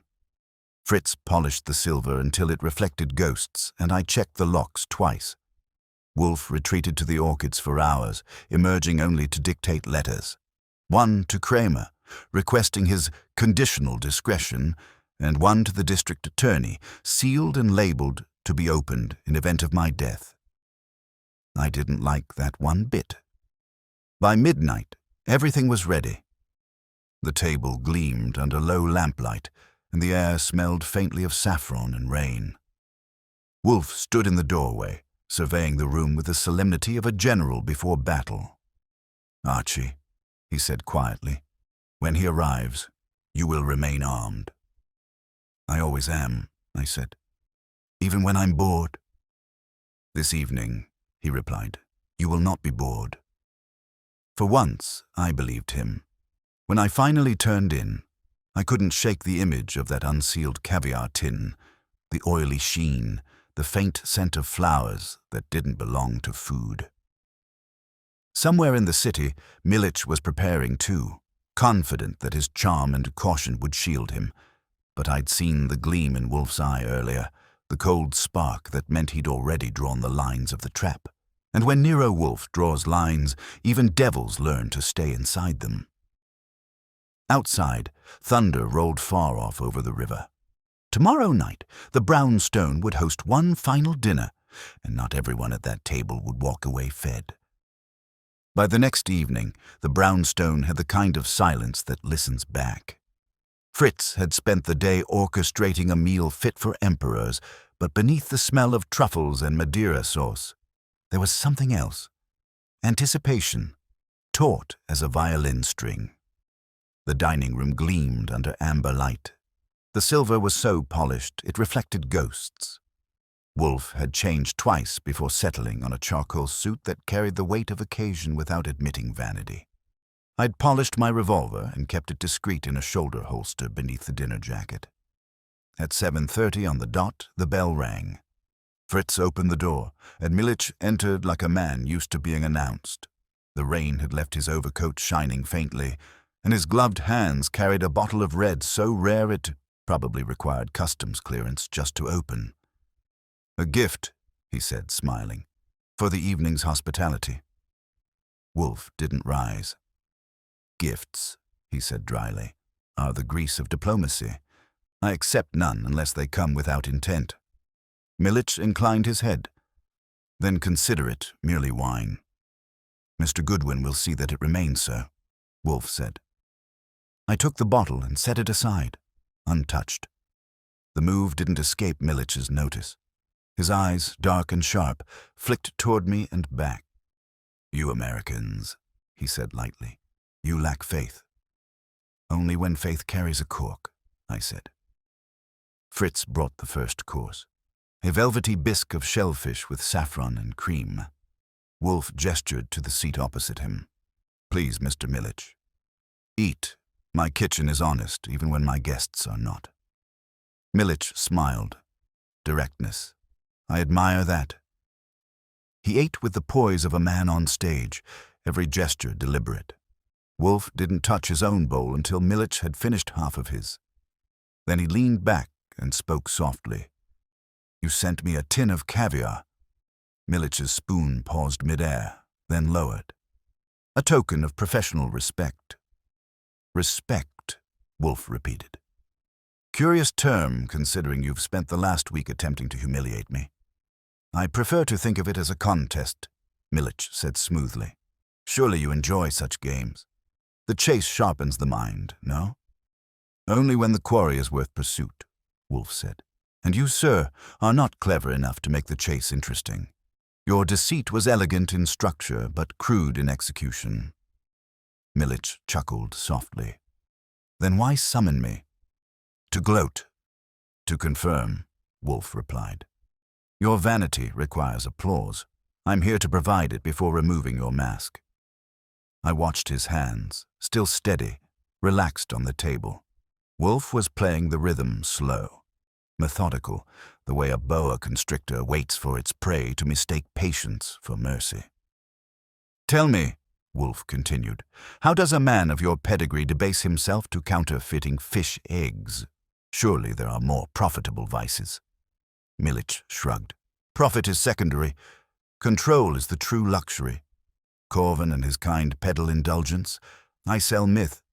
People will pay any price for a story they can swallow." Wolfe's lips tightened. "Precisely what I expected. You're not a criminal, Mr. Millich. You're a curator of deceit. You lack imagination but possess audacity, and you mistake the latter for genius. It was inevitable that you would overreach." Millich's smile dimmed. "Careful, Mr. Wolfe. You're trespassing on arrogance, which I believe is my territory." Wolfe ignored him. "You employed Miss Dax to stage the theft, Mr. Greco to falsify documentation, and Miss Kay to engineer the myth. All predictable. But what you failed to foresee was Latham's conscience. When he realized the tins contained adulterated stock, product you'd substituted before, export, he threatened to expose the scheme. So you arranged his death by proxy through contaminated samples.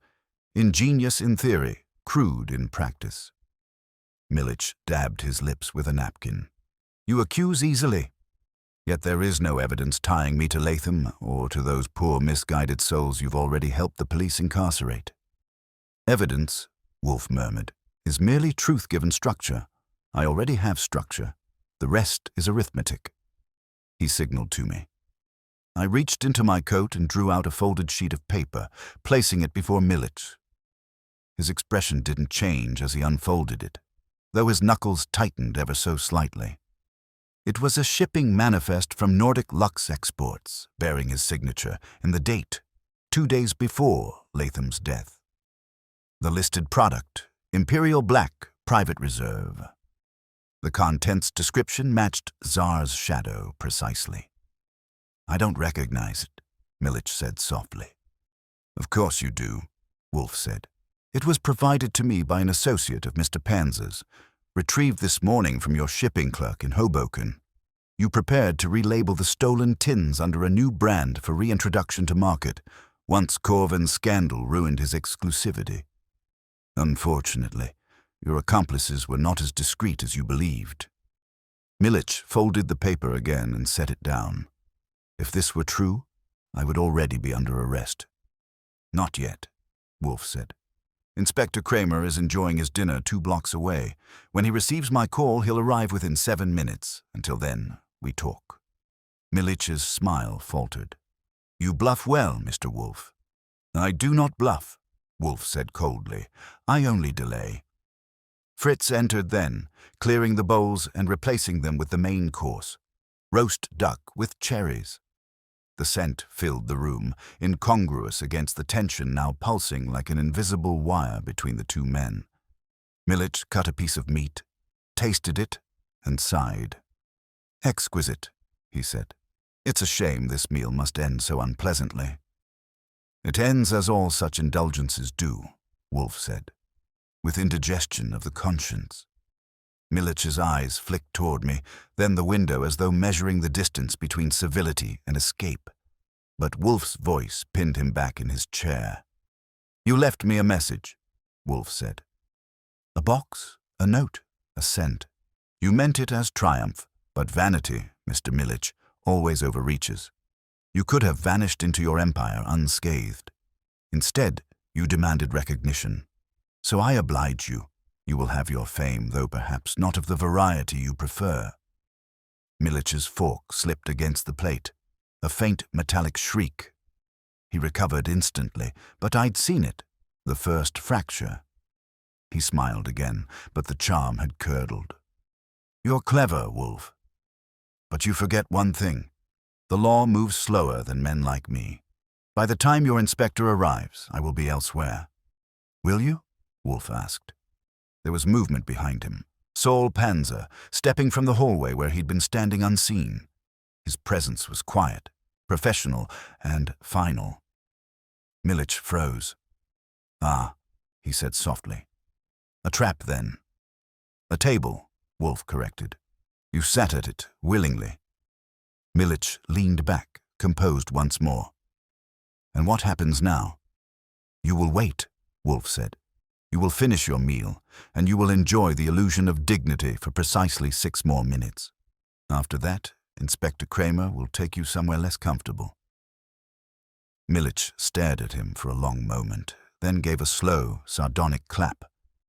You've outplayed me, he said quietly. I almost admire it. He lifted his glass of water, raised it slightly. To truth, then, however bitter. He drank. The room stayed silent until the distant sound of a car drew near, brakes whispering at the curb outside. Kramer entered without knocking, 2 plainclothes officers in tow. Wolfe didn't rise, merely gestured toward the chair where Millich sat. Kramer took one look, nodded, and said, I don't even want to know how you pulled this off. Millich stood calmly, hands extended. No resistance, Inspector. I'm civilized. Yeah, Kramer said. You can be civilized downtown. When they'd gone, the door closing behind them, the silence left behind was heavy and strange.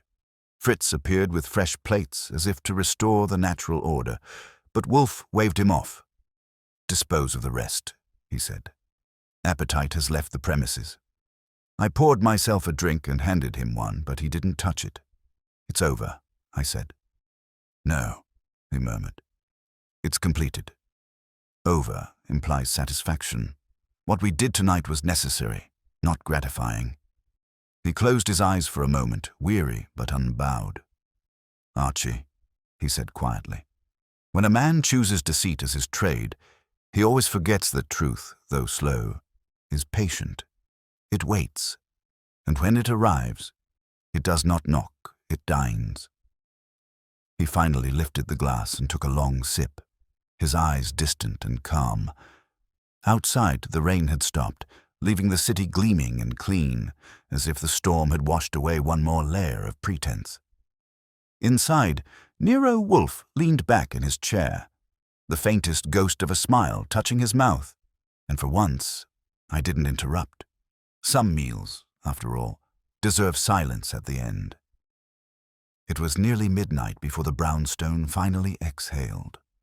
The rain had died, leaving only the whisper of tires outside and the faint aroma of Fritz's coffee reclaiming the air from tension. Kramer was gone, along with his men and Millich, and the last echo of authority had shut the door behind them. The silence that followed was thick enough to fold. Wolfe remained seated behind his desk, motionless except for the slow, deliberate movement of his fingers around his beer glass. The glow of the lamp caught the gold rim and threw it against his eyes, but he didn't blink.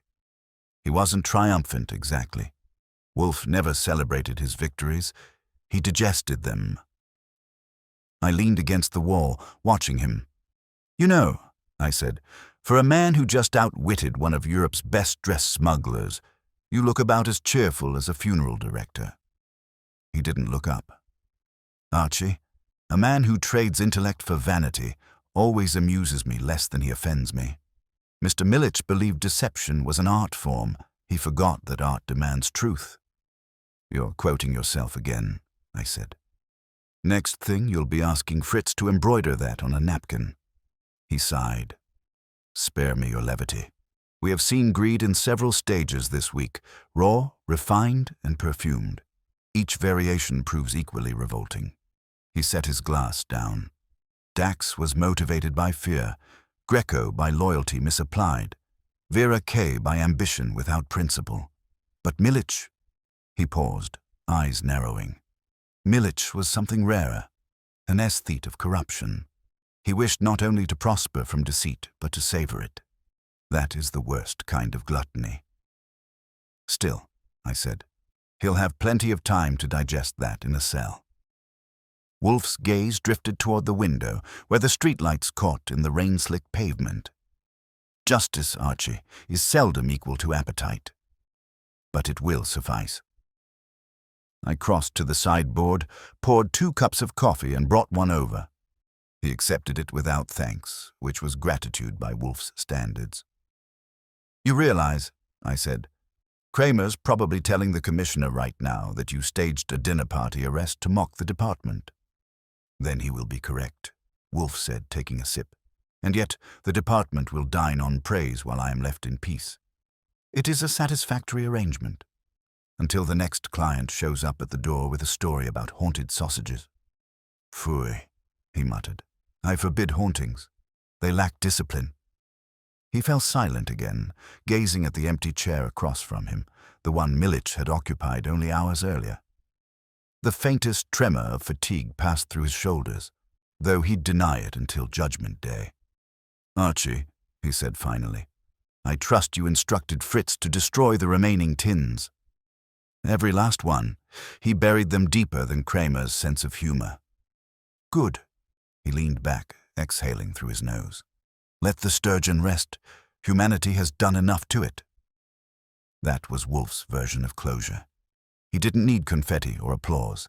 He just needed silence thick enough to think in. I lingered near the doorway, watching him reclaim his stillness, the kind that comes only after every piece on the board has been put away. His face softened by a fraction, like a man who'd spent an evening proving the world wrong and found it unsatisfying work. "You know," I said, "if you ever decided to publish your philosophy, you could put a few preachers out of business." He half smiled. I have no congregation, Archie, only clients, and they sin by the hour. The clock in the hallway chimed once. Fritz's footsteps moved softly upstairs, and somewhere in the kitchen the faint hum of the refrigerator picked up its steady rhythm again. The brownstone had resumed its pulse. I put on my hat and moved toward the door. Well, if you're planning to spend the next week avoiding humanity again, I'll tell Lily you're communing with orchids. He gave a faint grunt that might have been permission. Do, Aunt Archie. I paused, hand on the knob. See that you avoid entanglements with any more women who use fragrance as alibi. I'm weary of perfumes that smell of deceit. I grinned. Sure thing, boss. But if another one walks in smelling like trouble, you'll take the case anyway. His eyes closed. Because I must. Trouble, like appetite, demands engagement. And that was that. I left him there, still as a monument, surrounded by orchids and the quiet satisfaction of intellect vindicated. Outside, the air was cool and washed clean, the city blinking under rain-slick neon. Cases end, people don't change, and Nero Wolfe, immovable and magnificent, would still be there when the next riddle knocked. And me? I'd be the one answering the door. ChatGPT can make mistakes. Check important info. Check important info. Check important info. Check important info. Check important info. Check important info. Check important info. Check important info. Check important info. Check important info. Check important info. Check important